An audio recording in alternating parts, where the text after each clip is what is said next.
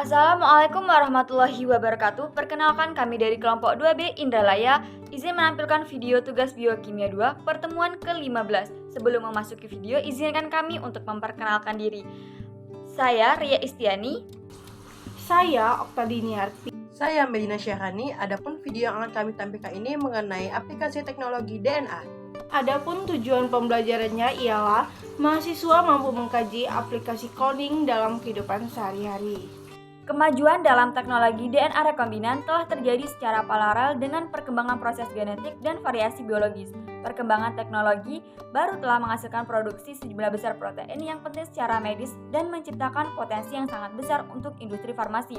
Adapun aplikasi teknologi DNA rekombinan yang telah dilakukan dan dimanfaatkan adalah contohnya aplikasi rDNA dalam pengobatan, teknologi DNA perekombinan dalam sintesis insulin manusia, aplikasi rDNA dalam ilmu forensik, dan aplikasi di bidang pertanian.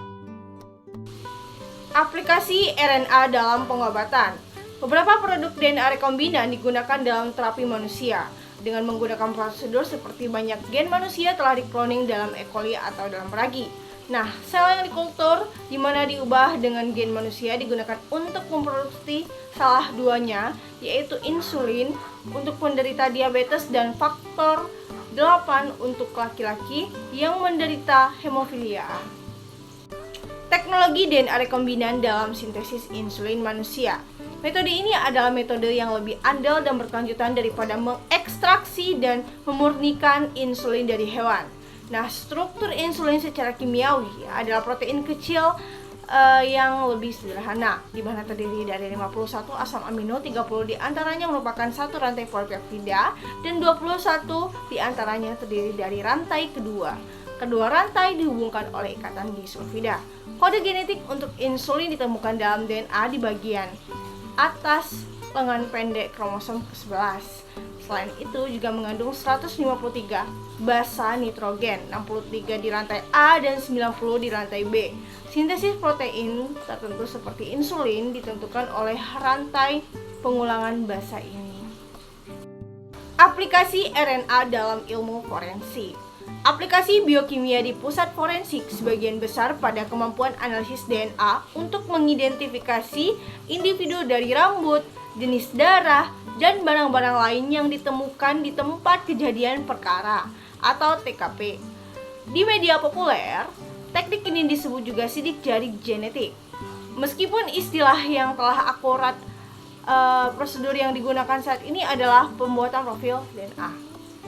Selain identifikasi penjahat, profil DNA juga dapat digunakan untuk menyimpulkan jika dua atau lebih individu adalah anggota dari keluarga yang sama. Analisis DNA dalam identifikasi tersangka kejahatan.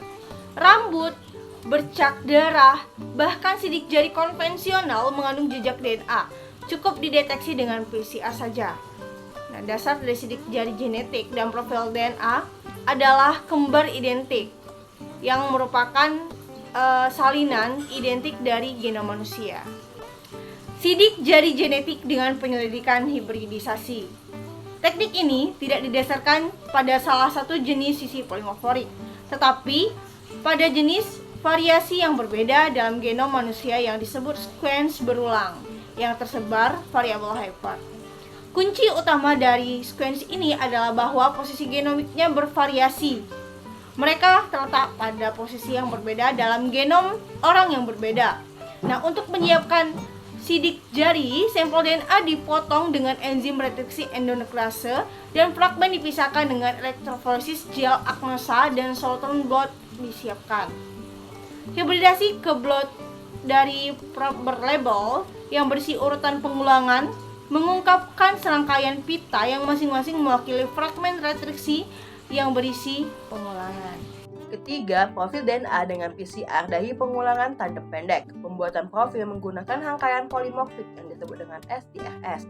STR adalah urutan pendek, 1 hingga 13 nukleotida panjangnya yang diulang seberapa kali dalam susunan tandem. Dalam genom manusia, jenis STR yang paling umum adalah pengulangan di nukleotida CA, di mana N merupakan jumlah pengulangan biasanya antara 5 dan 20. Keempat, mempelajari kekerabatan dengan pembuatan profil DNA. profil DNA seperti semua aspek lain dari genom diwariskan sebagian dari ibu dan sebagian lagi dari ayah. Oleh karena itu, hubungan dalam sebuah keluarga menjadi jelas ketika alel dari SDR tertentu ditandai pada silsilah keluarga. Aplikasi bidang pertanian, bioteknologi didefinisikan sebagai perangkat alat yang menggunakan organisme hidup untuk membuat atau memodifikasi suatu produk, meningkatkan tanaman, pohon, atau hewan, ataupun mengembangkan mikroorganisme untuk penggunaan tertentu. Bioteknologi yang penting dalam pertanian antara lain sebagai berikut: pemulihan tanaman konvensional, kultur jaringan dan mikropropagasi, pemulihan molekuler atau seleksi dengan bantuan penanda, tanaman rekayasa genetika. Tanaman rekayasa genetika, alat diagnostik molekuler. Yang pertama, tanaman rekayasa genetika. Istilah rekayasa genetika sering dipertukarkan dengan istilah seperti teknologi gen modifikasi genetik atau manipulasi gen yang digunakan untuk menggambarkan proses di mana susunan genetik suatu organisme dapat diubah menggunakan teknologi DNA rekombinan. Kemampuan untuk memanipulasi gen individu dan mentransfer gen antar spesies yang tidak mudah pada kali silang. Inilah yang membedakan rekayasa genetika dari pemulihan tanaman tradisional. Teknik rekayasa genetika hanya digunakan ketika yang pertama, sifat yang akan diperkenalkan tidak ada di plasma nutfah tanaman. Yang kedua, sifat tersebut sangat sulit untuk diperbaiki dengan cara konvensional metode pemulihan. Dan yang ketiga, akan membutuhkan waktu yang sangat lama untuk memperkenalkan atau memperbaiki sifat tersebut pada tanaman dengan metode pemulihan konvensional. Kedua, pengembangan tanaman transgenik. Langkah pertama, ekstraksi asam nukleat dan DNA atau RNA. Ekstraksi asam nukleat baik DNA atau RNA adalah langkah pertama dalam proses rekayasa genetika. Oleh karena itu, penting bahwa metode yang dapat diandalkan tersedia untuk mengisolasi komponen ini dari sel. Langkah kedua ialah cloning gen. Pada dasarnya ada 4 tahap dalam setiap cloning eksperimen. Pemurnian fragmen DNA bergabung ke vektor propagasi di sel inang dan pemilihan urutan yang diperlukan yang merupakan tahap seleksi. Dalam ekstraksi DNA, semua DNA dari organisme yang diinginkan diekstraksi. DNA genomik ini diperlukan dengan spesifik enzim yang disebut dengan enzim restriksi, memotongnya menjadi fragmen yang lebih kecil dengan ujungnya untuk memungkinkan dikloning menjadi vektor bakteri. Langkah ketiga, desain dan pengemasan gen. Setelah gen yang diinginkan telah dikloning, gen tersebut harus dihubungkan dengan potongan DNA yang akan mengontrol ekspresinya di dalam sel tanaman. Potongan DNA ini akan menghidupkan promotor dan mematikan terminator ekspresi gen yang disisipkan. Perancangan atau pengemasan gen dapat dilakukan dengan mengganti promotor yang ada dengan yang baru, memasukkan gen penanda dan gen reporter yang dapat dipilih, menambahkan fragmen penambah gen, intron, dan sequence blokaran organel. Langkah keempat ada transformasi, metode yang paling umum digunakan untuk memasukkan paket gen ke dalam sel tanaman dalam proses yang disebut transformasi atau penyisipan gen, termasuk transformasi biolistik menggunakan senjata gen dan transformasi yang dimediasi agrobakterium. A. Transformasi biolistik untuk genetik yang diinginkan dikloning ke dalam vektor DNA tanaman dan dimasukkan ke dalam tanaman menggunakan pistol gen atau pistol partikel. B. Transformasi yang dimediasi Agrobacterium tumefaciens.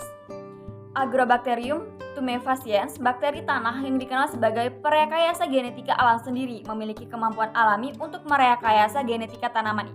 Ini menyebabkan penyakit empedu mahkota di berbagai tanaman berdaun lebar seperti apel, pir, persik ceri, almond, raspberry, dan juga mawar. Langkah kelima ada deteksi gen yang disisipkan. Metode deteksi molekuler telah dikembangkan untuk menentukan integritas transgen atau gen introduksi ke dalam sel tanaman. Reaksi berantai polimerase atau PCR adalah uji cepat untuk menentukan apakah sel atau tanaman transgenik yang digenerasi mengandung gen tersebut. Langkah keenam, backcross breeding atau jika diperlukan. Transformasi genetik biasanya dilakukan pada varietas elit atau komersial yang sudah memiliki sifat agronomis yang diinginkan tetapi tidak memiliki sifat penting dari transgen. Perkembangan teknologi baru telah menghasilkan produksi sejumlah besar protein yang penting secara medis dan menciptakan potensi yang sangat besar untuk industri farmasi.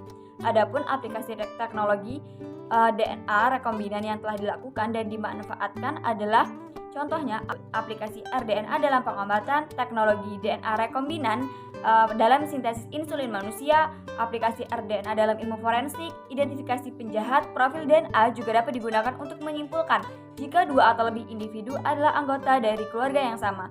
Aplikasi di bidang pertanian, tanaman rekayasa genetika atau RG, dan pengembangan tanaman transgeni. Mungkin ini saja penjelasan dari kami. Lebih dan kurangnya kami mohon maaf. Ya Allah, kami mohon ampun. Wassalamualaikum warahmatullahi wabarakatuh.